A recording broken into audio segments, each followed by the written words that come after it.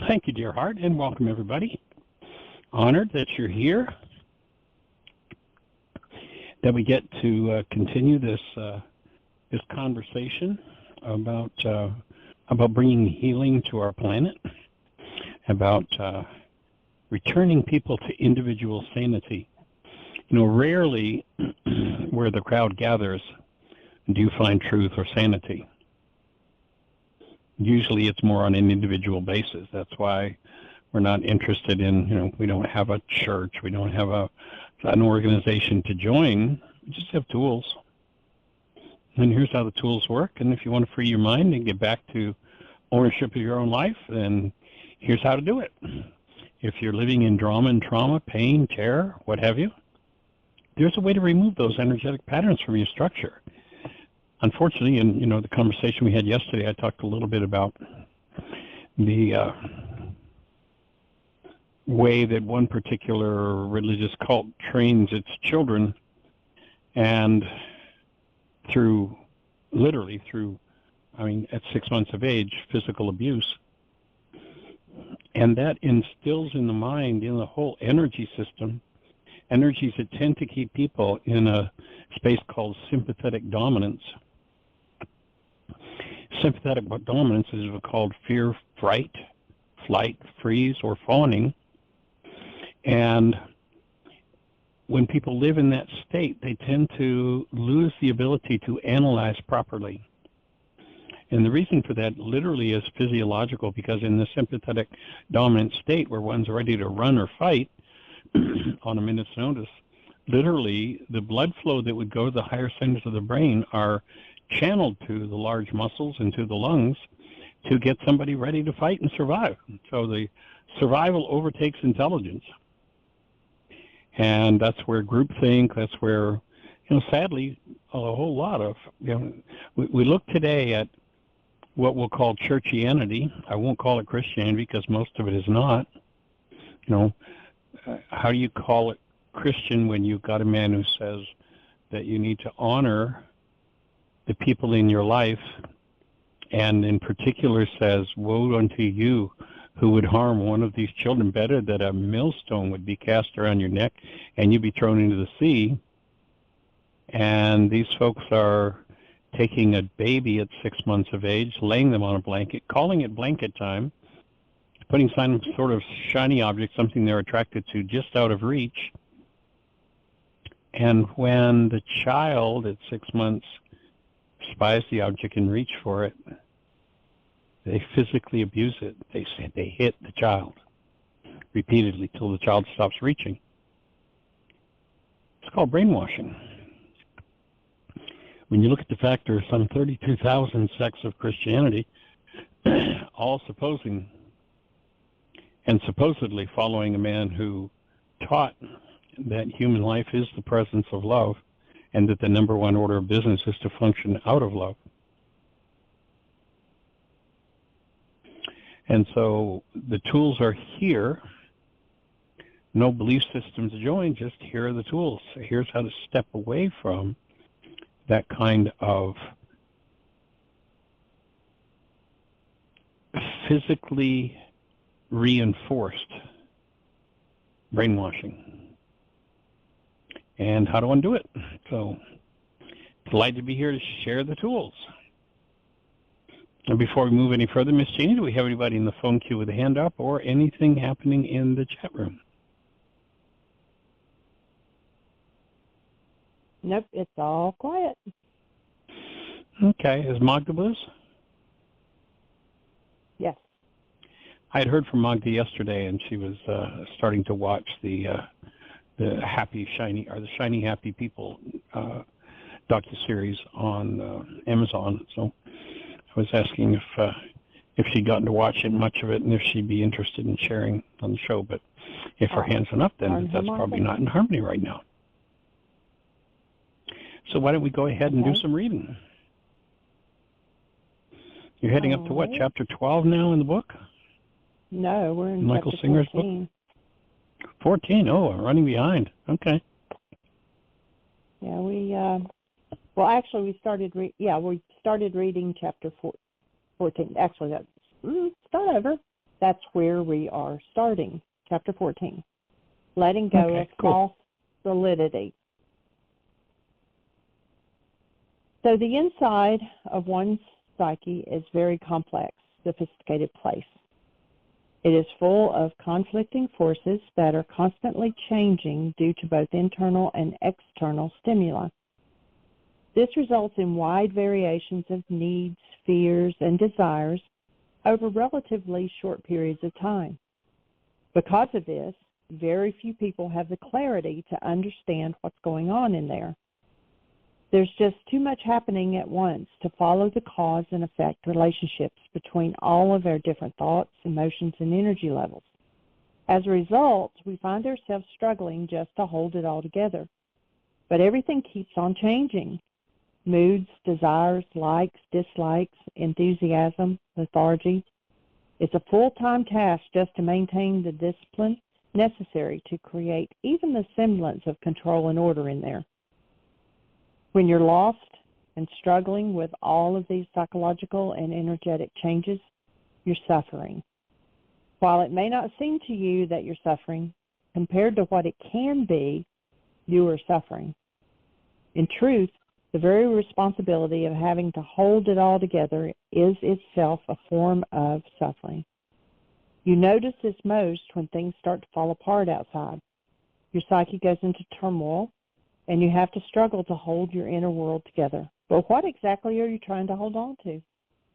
The only things in there are your thoughts, emotions, and movements of energy, none of which are solid.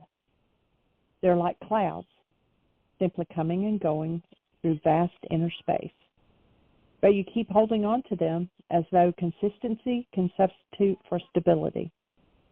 The Buddhists have a term for this, clinging. In the end, clinging is what the psyche is all about. In order to understand clinging, we must first understand who clings.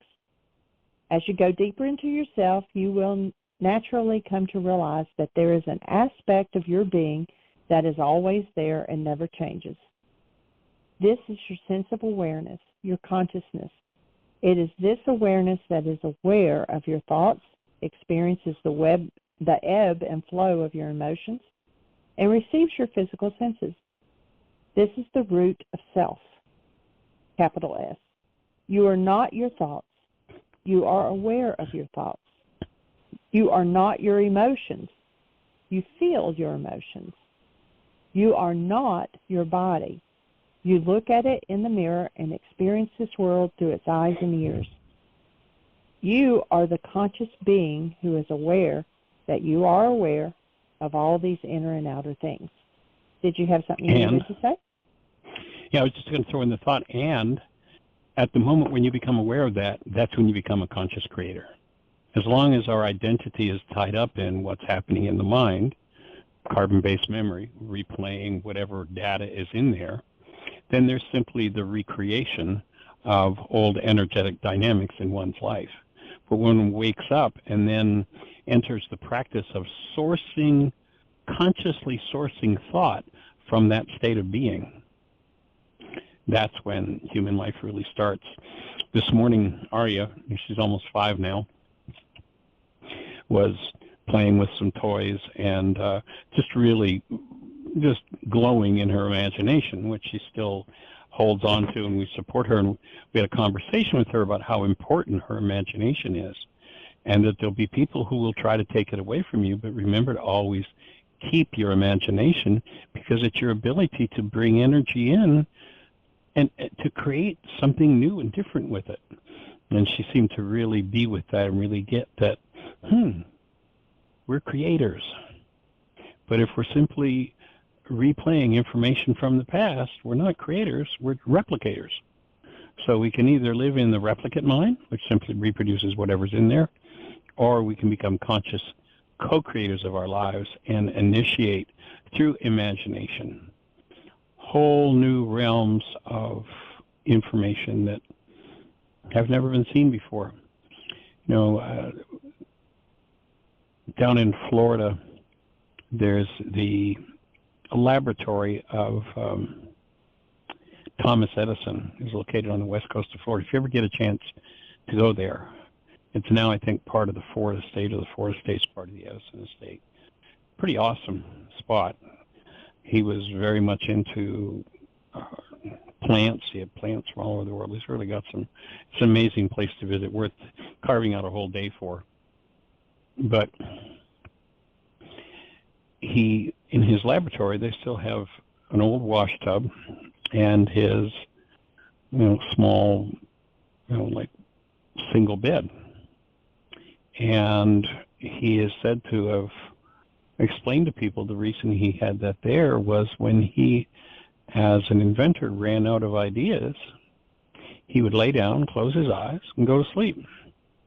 He would hold a rock in his hand, and the rock would be on the end of his arm, his hands hanging over the edge of the bed, so that when he went to sleep, the rock would fall into the wash pan, and the noise would wake him up. And he said, that's where I got my ideas, that I would snatch that from the air. And that would be, I would see that as a technique for using the imagination. And sadly, there's research that shows that when a child goes to school, they're very imaginative up till that point, but then they get conned into concrete thinking. They lose that faculty, and it's such an important one. And it goes hand in hand with the intuitive faculty, which is the ability to tap in directly to the actual energies in the energy system, rather than believing that whatever's resonated in us by what's happening in the energy system, believing the result of that which has resonated in us, believing in the realities generated by the mind as being the truth. So the intuitive and the imagination go hand in hand and are important faculties for humans to have and to maintain in order to be original creators. We're designed not to replicate the generational patterns of the past, but to be an original creator, having an original experience, one that's never been had by anybody before. If you lose those faculties, they're just not available to you. And to maintain those faculties, one of my favorite little tongue-in-cheek lines is, you got to be out of your mind. So joining you in being out of your mind.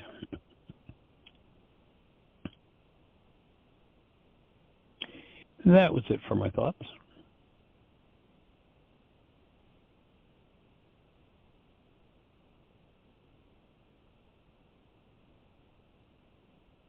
Okay.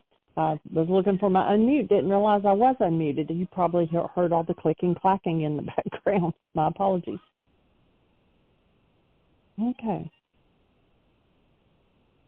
So, if you explore consciousness, which is your pure sense of awareness, you will see that it really does not exist in any particular point in space. Rather, it is a field of awareness that focuses down to a point by concentrating on a particular set of objects. You can be aware of feeling just one finger, or you can be aware of feeling your entire body at once. You can be totally lost in a single thought, or you can be simultaneously aware of your thoughts, your emotions, your body, and your surroundings. Consciousness is a dynamic field of awareness that has the ability to either narrowly focus or broadly expand.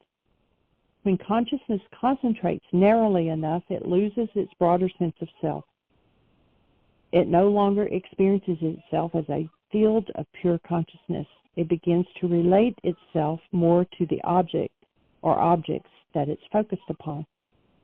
As we have seen, this is what happens when you get so absorbed in a movie that you completely lose the broader sense of sitting in a cold, dark theater. In this case, you have shifted from concentrating on your body and its surroundings to concentrating on the world of the movie. You literally get lost in the experience. This can be generalized to your entire experience of life. Your sense of self is determined by where you are focusing your consciousness. But what determines where you focus your consciousness? At the most basic level, it is simply determined by anything that catches your awareness because it stands out from the rest. To understand this, imagine that your consciousness is simply observing vast inner space. Now imagine that passing through this space is the gentle flow of random thought objects. a cat, a horse, a word, a color, or an abstract thought. They are sporadically floating right through your awareness. Now let one object stand out above the rest. It catches your attention and draws the focus of your awareness. You immediately realize that the more focused you become on the object, the slower it moves, until eventually, if you focus on it enough, it stops. The force of consciousness ends up holding the object stable simply by concentrating on it. Just as a fish can pass through water, but not through ice, which is simply concentrated water. So mental and emotional energy patterns when they encounter concentrated consciousness. The very act of differentiating the amount of awareness focused on one particular object over any other creates clinging. And the result of clinging is that selective thoughts and emotions stay in one place long enough to become the building blocks of the psyche. Clinging is one of the most primal acts because some objects remain in the consciousness while others pass through. Your sense of awareness relates more to them. While you use them as fixed points to create a sense of orientation, relationship, and security in the midst of constant interchange. And this need for orientation extends to the outside world. Although you are clinging to inner objects, you use them to orient and relate yourself to the multitude of physical objects that come in through your senses. You then create thoughts that tie all the objects together, and you cling to the entire structure. You actually end up relating so strongly to this inner structure that you build your entire sense of self around it. Because you cling to it, it stays fixed. And because it stays fixed, you relate to it above all else. This is the birth of the psyche.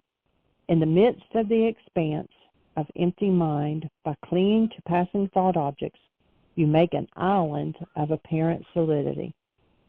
Once you have a thought that stays, you can rest your head on it. Then, as you cling to more and more thoughts, you build an inner structure for consciousness to focus on.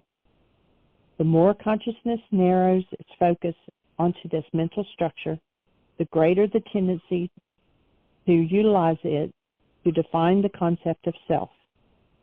Clinging creates the bricks and mortar with which we build a conceptual self. In the midst of vast inner space, using nothing but the vapor of thoughts, you created a structure of apparent solidity to rest upon. Who are you that is lost and crying to build a concept of yourself in order to be found? This question represents the essence of spirituality. You will never find yourself in what you have built to define yourself. You're the one who's doing the building. You may assemble the most amazing collection of thoughts and emotions. You may build a truly beautiful, unbelievable, interesting, and dynamic structure. But obviously it's not you. You are the one who did this. You are the one who was lost, scared, and pushed your awareness away from your awareness of self. In this panic, in this lost state, you learned to cling and hold on to the thoughts and emotions that were passing before you. You used them to build a personality, a persona, a self-concept that would allow you to define yourself. Awareness rested itself on the objects it was aware of and called it home. Because you have this model of who you are, it's easier to know how to act, how to make decisions, how to relate to the outside world. If you dare to look, you will see that you live your entire life based on the model you built around yourself. You want me to stop there or keep going?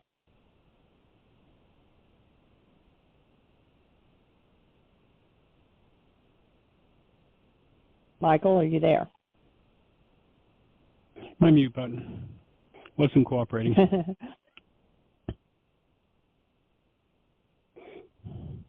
Now, why don't you go ahead and read? I'm enjoying what he's saying here. You try to hold a consistent set of thoughts and concepts in your mind, such as, I am a woman.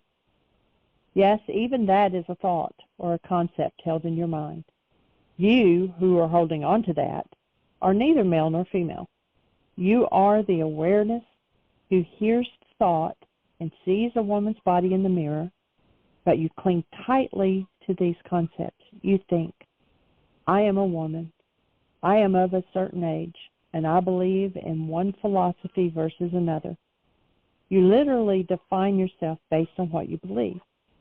I believe in God, or I don't believe in God. I believe in peace and nonviolence, or I believe in survival of the fittest. I believe in capitalism, or I believe in neo-socialism. You take a set of thoughts in the mind and you hold on to them. You make a highly complex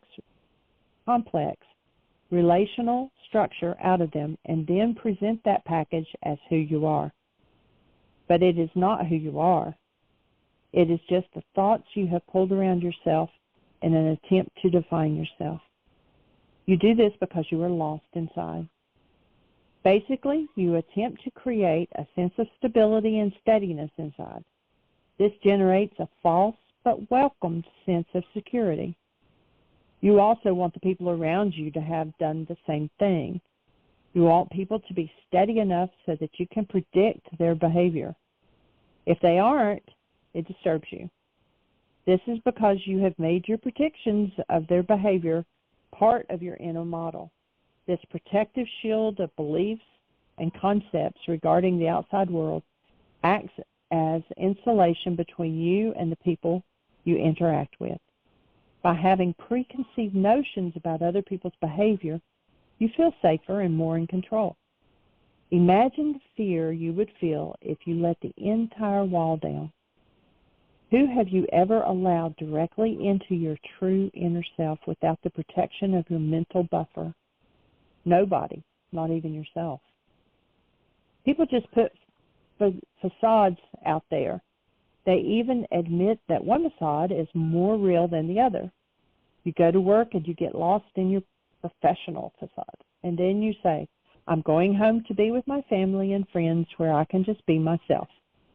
So your work facade drops into the background and your relaxed social one comes forward. But what about you?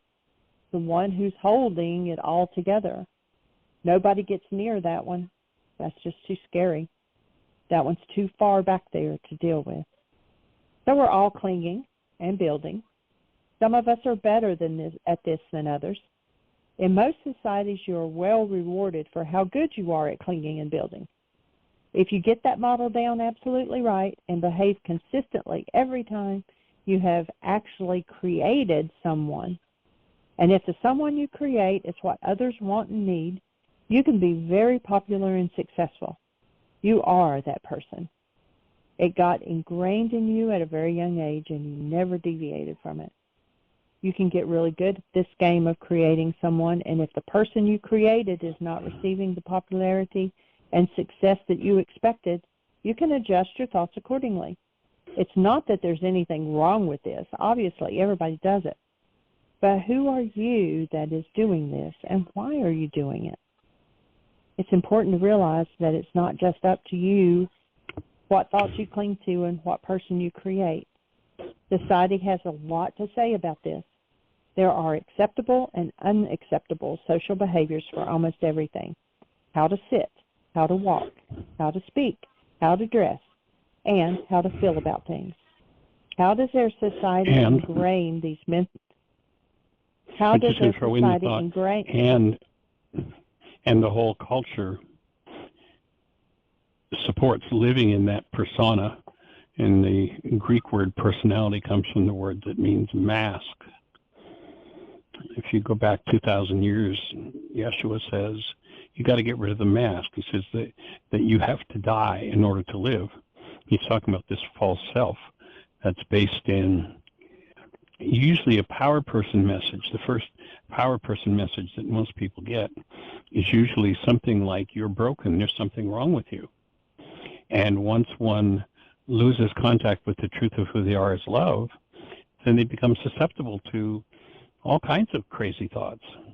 And once those thoughts are accepted at a root level, then the mind starts to project that content, I'm inadequate, therefore if I do this, I'm adequate, or I'm good enough, or whatever the original thought was. And a whole false life comes out of that. Back in, again, Yeshua 2,000 years ago, he says to somebody who's like, there's a man who says, "Hey, you're doing great stuff. I want to come do that, but I'll be back. I'm going to have to go bury my mother and my father. In other words, I'm going to be gone perhaps for decades, but I like this and I'm coming back to it." And Yeshua says, "Let the dead bury the dead. Let the blind lead the blind." And those who are functioning out of this false self are living in a total, complete fantasy world, but virtually everybody's doing it, so the fantasy seems like the real thing.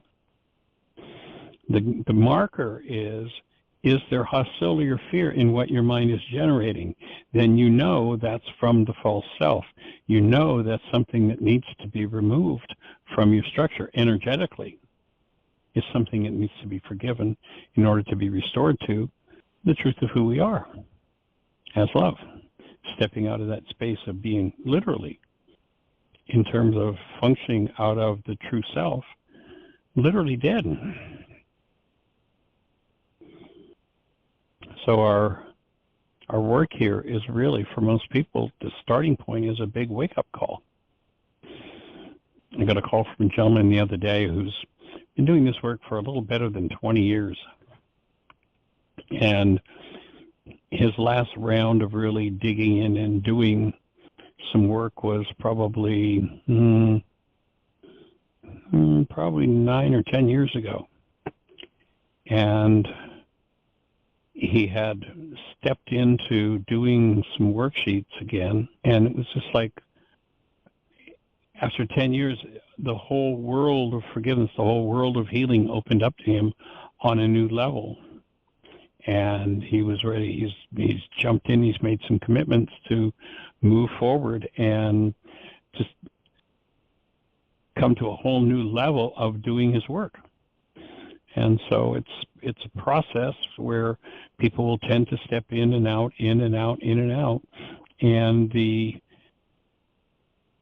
deeper you go into the experience of the truth of being, the more appealing doing the work of cleaning up the fear and hostility-based self becomes. And that's what we're here for. Go for it, sweetie. Okay. I usually mark exactly where I am. Hold on a second.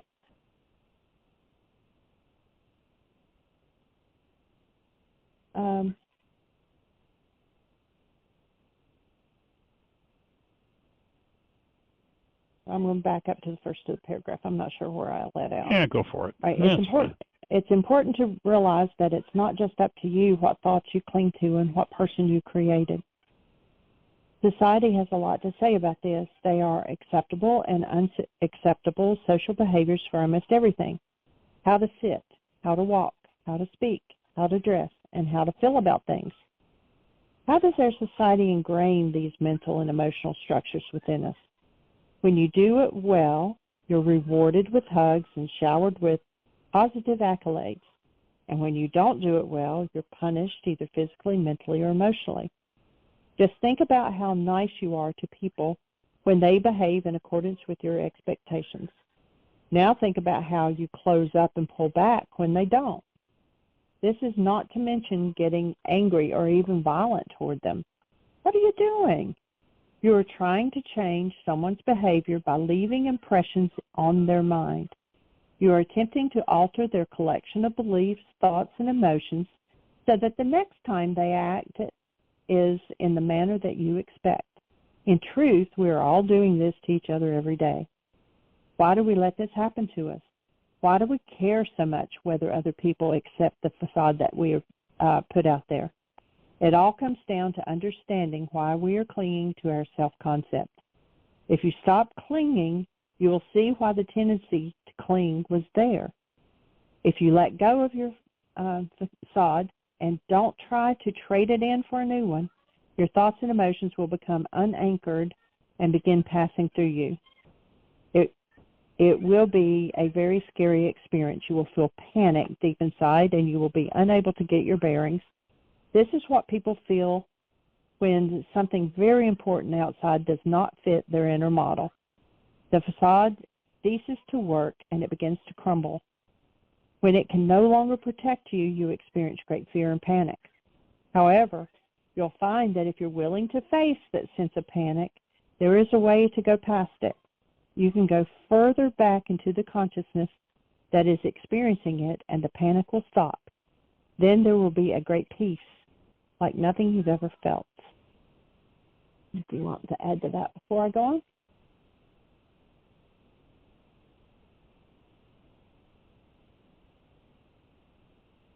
Right on. Let's go for it. Okay.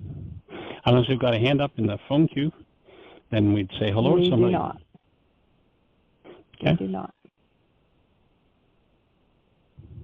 That's the part very few people come to know. The noise and fear, the confusion, the constant changing of these inner energies, it can all stop. You thought you had to protect yourself, so you grabbed onto the things that were coming at you, and you used them to hide. You took what you could get your hands on, and you started to cling in order to build solidity. But you can let go of what you're clinging to and not play the game. You just have to take the risk of letting it all go and daring to face the fear that was driving you. Then you can pass through that part of you, and it will all be over. It will stop. No more struggling, just peace. This journey is one of passing through exactly where you had been struggling not to go. As you pass through that state of turmoil, the consciousness itself is your only repose. You will just be aware that tremendous changes are taking place. You'll be aware that there is no solidity, and you will become comfortable with that. You will be aware that each moment of each day is unfolding, and you neither have control nor crave it. You have no concepts, no hopes, no dreams, no beliefs, and no security. You are no longer building mental models of what's going on, but life is going on anyway. You are perfectly comfortable just being aware of it. Here comes this moment, then the next moment after, but that's really what has always happened. Moment after moment has been passing before your consciousness. The difference is that now you see it happening. You see that your emotions in your mind are reacting to the moments that are coming through, and you're doing nothing to stop it. You're doing nothing to control it. You're just letting life unfold, both outside and inside of you. If you take this journey, you will get to the state in which you see exactly how the unfolding moments bring up a sense of fear. From this place of clarity, you will be able to experience the powerful tendency to protect yourself. This tendency exists because you truly have no control, and that's not comfortable for you. But if you really want to break through, you have to be willing to just watch the fear without protecting yourself from it. You must be willing to see that this need to protect yourself is where the entire personality comes from. It was created by building a mental and emotional structure to get away from that sense of fear. You are now standing face to face with the root of the psyche. If you go deep enough, you can watch the psyche being built. You will see that you are in the middle of nowhere, in empty, infinite space, and all of these inner objects are flowing towards you. Feelings, the impressions of worldly experiences that are all pouring into your consciousness. You will clearly see that the tendency is to protect yourself from this flow by bringing it under control. There is an overwhelming, strong tendency to lean forward and grab onto selective impressions of people, places, and things as they flow through. You will see that if you focus on these mental images, they will become part of a complex structure where there was none. You will see events that took place when you were 10 years old that you're still holding on to. You will see that you're literally taking all of your memories, pulling them together in an orderly fashion, and saying, that's who you are. But you are not the events. You're the one who experienced the events. How can you define yourself as the things that happened to you? You were aware of your existence before they happened. You are the one who is in there doing all of this, seeing all of this, experiencing all of this.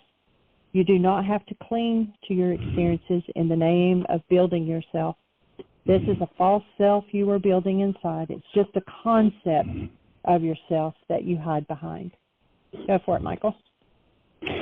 Yeah, there's a neat little experience exercise that fits perfectly here from the why work. And that is, let's define a word. And most people would agree that a good definition of a word is that it's a tool of communication. And that logically following that definition is that when words are being used, it indicates an interchange between two or more people. You know, in this case, you're reading, we're listening. So there's this interchange and words are flowing. And if that's a reasonable definition for you, words are tools of communication indicating an interaction between two or more people. I just invite each person that's listening to notice that right now there are words running in your head, that Jeanie isn't speaking, that I'm not speaking. But notice there are words running in your head. And if words are truly tools of communication, indicative of an interaction between two people, the question becomes, who's in there with you? Who's explaining to you the meaning of everything you experience? Except the past. Now, a lot of those explanations can be quite useful and quite accurate. But if we're in the lazy habit of always accepting the explanations the mind has for an event, and we recognize that that explanation comes from the past, then is there really life in the present moment? When we're allowing the past to dictate to us what anything means. And when you begin to use regularly the tool of forgiveness, then those structures in the mind that just become habitual for most people, they're generational patterns, and they're just, it's just like it's a habit that people get stuck in it. Allowing the past to dictate and limit who they are in their experience of the present.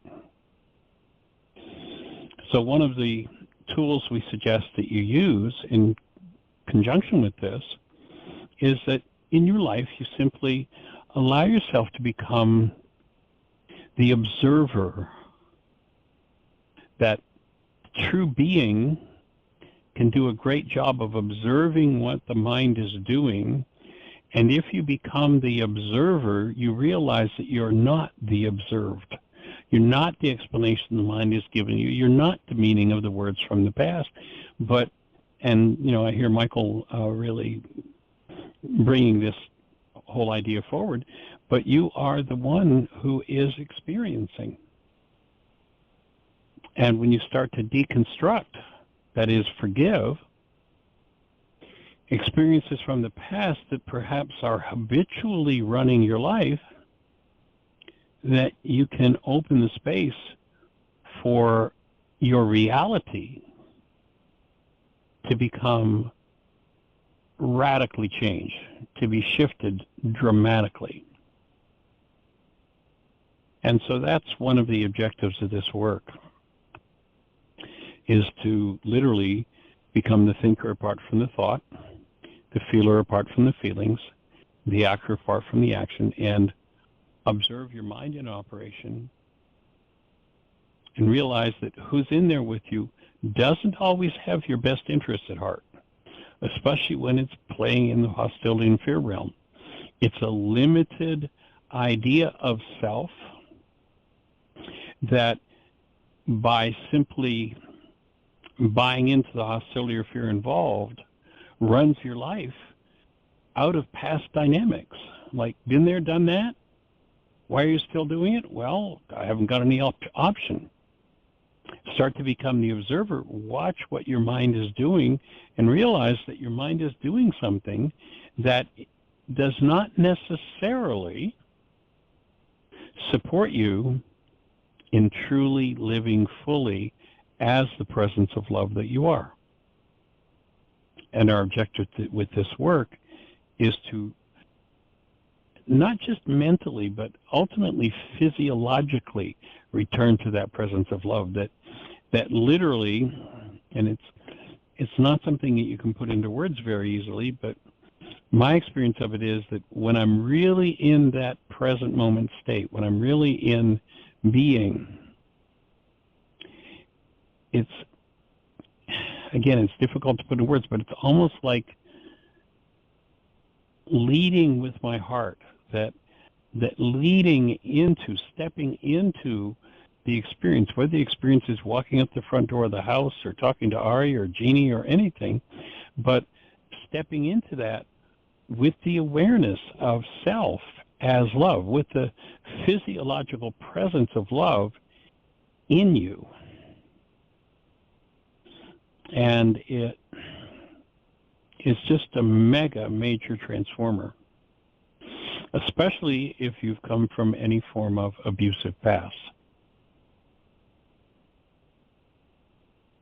And the core tool, again, is how do you collapse the structure in your mind that comes from the past that tells you, who's in there with you, oh, what this person is doing is da-da-da-da-da-da-da, some form of hostile or fearful explanation.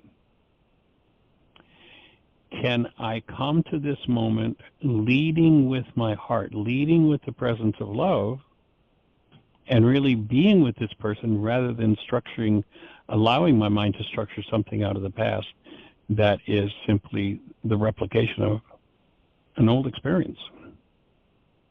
So really coming to the point where you have a present moment experienced, personally experienced. And all sorts of things from the past begin collapsing when you allow yourself to have that.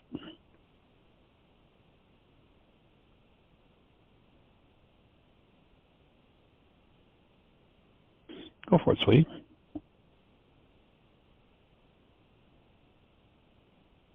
Okay.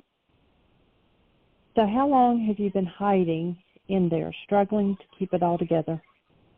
Anytime anything goes wrong in the protective model that you built about yourself, you defend and rationalize in order to get it back together. Your mind does not stop struggling until you've processed the event or somehow made it go away.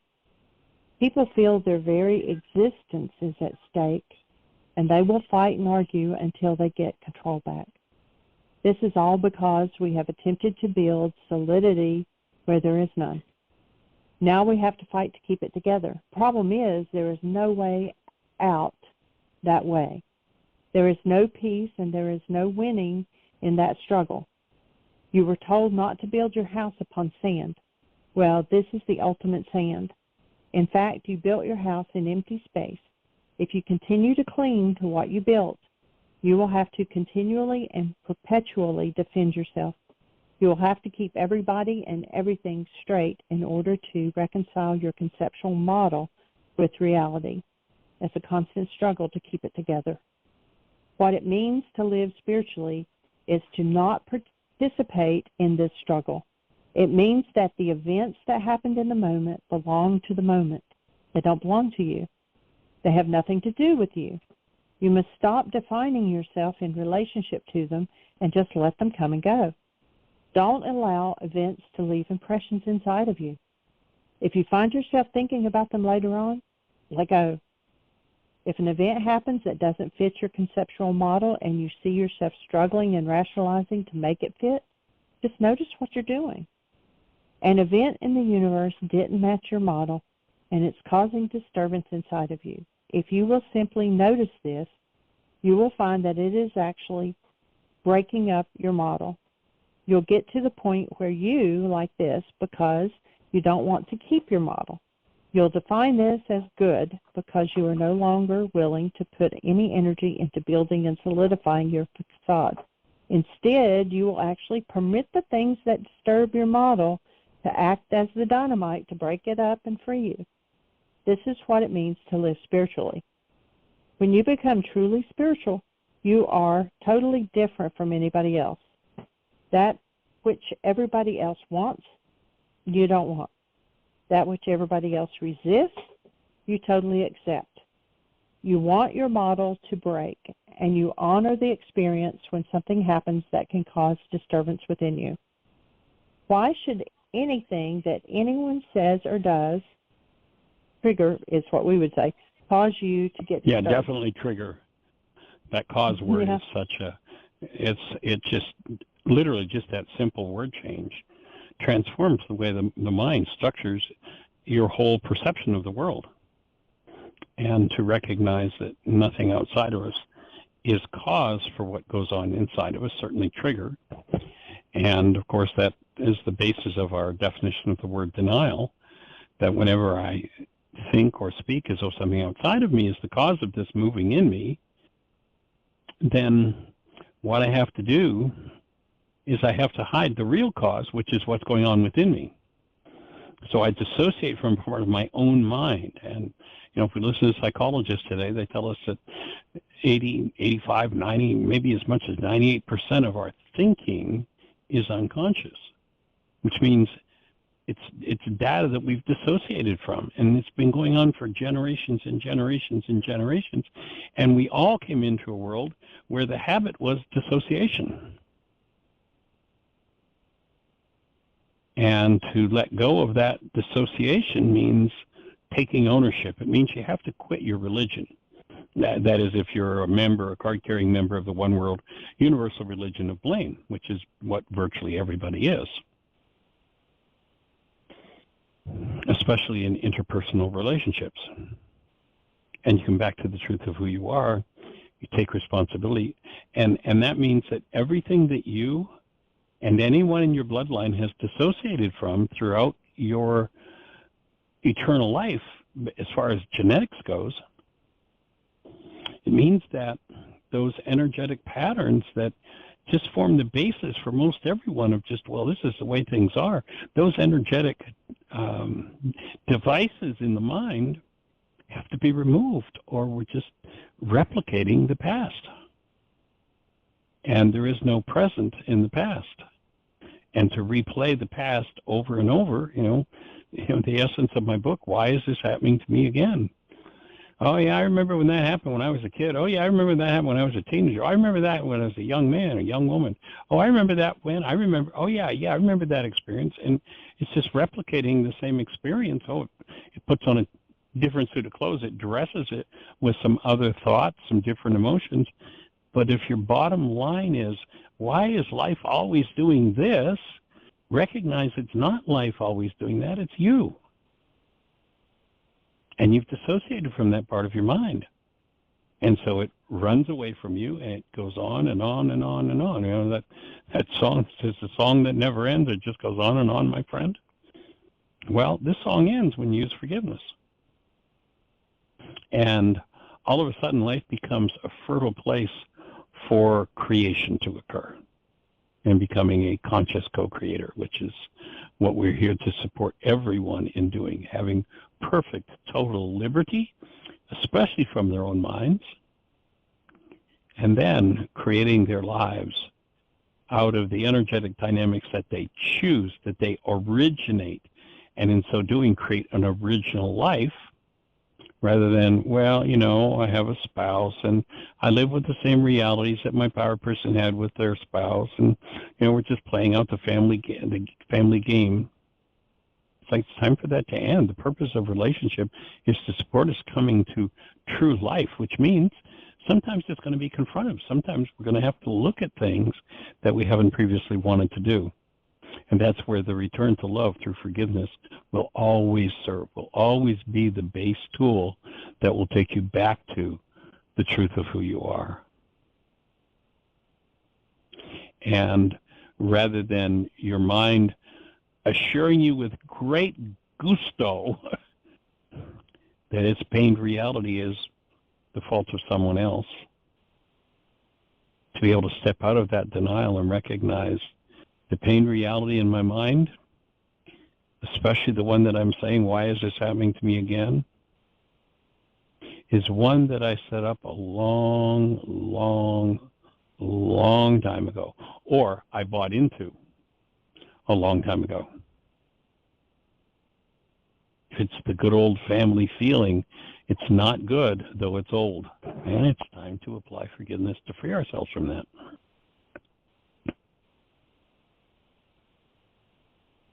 Aria came over to me when you started talking and asked me for the title of the chapter, and when I said, letting go of false solidity, she said, what does that mean, and what is solidity? You want to listen to Papa answer your question? The word was validity, starting with solidity. A V? Solidity, like okay. Solid. Right, okay, got it.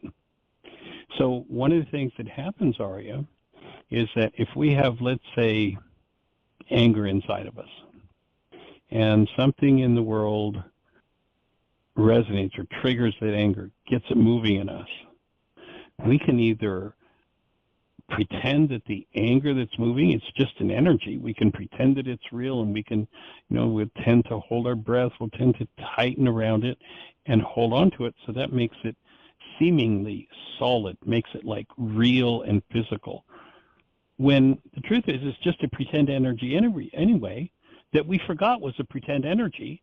And so people take, sometimes, we were talking earlier today about imagination. People take things they've imagined into their lives, and then they forget that they imagined it. And so they make it solid, and solid means it's like something that's real and true. And when we apply forgiveness, we can weaken those things. It becomes just kind of, how when we're out at night and we catch a firefly, and then that firefly just flies away?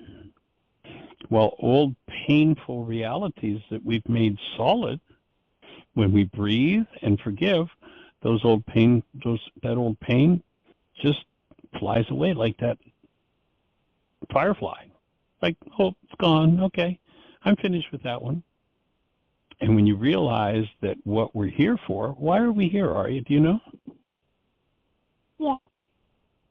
What are we here for? Why are we here? Say it again. To be loved. To be loved, yeah. So if there's something other than love that we've solidified, that we've made real, we can take a breath, let it go, and go back to love. So that's what that one means. At least that's my take. Do you have any other thoughts on it, Miss Jeanie? Nope, that pretty much covers it. I thought that just. How about you, Aria? Any other thoughts for you, sweetheart? Do you have any other questions about it? She said no. Okay. Appreciate you, dear heart. So that's cool that she's, she may not be grasping all of it, but she's putting a back ear to it. Even though she's playing, she's still listening. So. Yeah, her comprehension level, her language use and comprehension is just awesome and growing and inquiring. Her mind is inquiring about everything. It's a great conversation this morning about imagination, and it's just amazing to watch how her comprehension grows and how her expression grows. It's sometimes shocking how she'll take what I would consider to be a fairly complex idea, and she'll just like plop it out like, oh, it's just a fact. So it's pretty cool to be doing that at 4.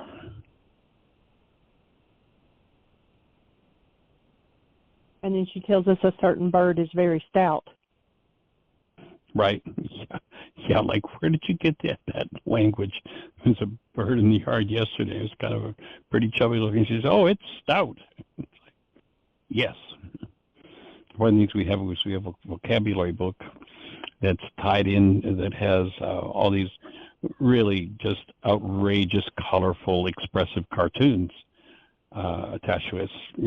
I'm not even sure. I think it's actually meant for adults, but for 2.5 years now, in the morning when we're having breakfast, we'll set that on the table and we'll just flip pages, and there's this crazy cartoon that demonstrates a new word, and so we'll explain what that cartoon is and then read the word. It's in big letters across the bottom of the page, and then there's a definition of it, and we'll read that to her, and her use of words is just amazing.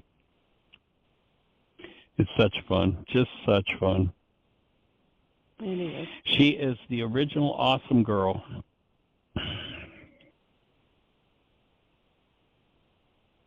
So this next, and I'll just read a couple more because we're down to 3 minutes, but it reminded me of this morning we went out and we were doing chalk art on the driveway, and one of the things that she really likes to do is she has me draw a line where the shadow of the house is and write down what time it is.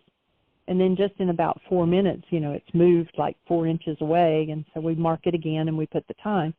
And we've played a game even that, like she stands still and she's the sun and I'm the earth, and so I'm spinning in circles and at the same time going around her, so explaining how the planet rotates and goes around the sun, and that's what makes the shadows move. So this next part here, it says, so why should anything that anyone says or does trigger you into disturbance? You're just on a planet spinning around the middle of absolutely nowhere. You came here to visit for a handful of years, and then you're going to leave. How can you leave all stressed out over everything? Don't do it. If anything can cause or trigger disturbance inside of you, it means that it hit your model. It means it hit the false part of you that you built in order to control your own definition of reality. But if that model is reality, why didn't experiential reality fit? There's nothing you can make up inside your mind that can ever be considered reality. They're using reality where we would use actuality. Right. You must learn to be comfortable with psychological disturbance. If your mind becomes hyperactive, just watch it. If your heart starts to heat up, let it go, through whatever it must. Let it go through whatever it must. Try to find the part of you that is capable of noticing that your mind is hyperactive and that your heart is heating up. That part is your way out. There is no way out through building the model of yours. The only way to enter freedom is through the one who watches, the self. The self simply notices that the mind and emotions are unraveling and that nothing is struggling to hold them together. In other words, wake up. It's interesting, the conversation in the culture today about woke and how there's so many people against wokeism. And, of course, who would be against wokeism but those who are still asleep in old realities and don't have the space within them to comprehend that maybe there's something going on other than what who's in there with you is telling us is going on. And that when we can embrace that, wow, then things just rock and roll. And we're here to rock and roll with you and appreciate you sharing this space with us. Create the best year yet of your eternal life. It's an awesome gift to give the world, and blessings. Take care. Bye-bye.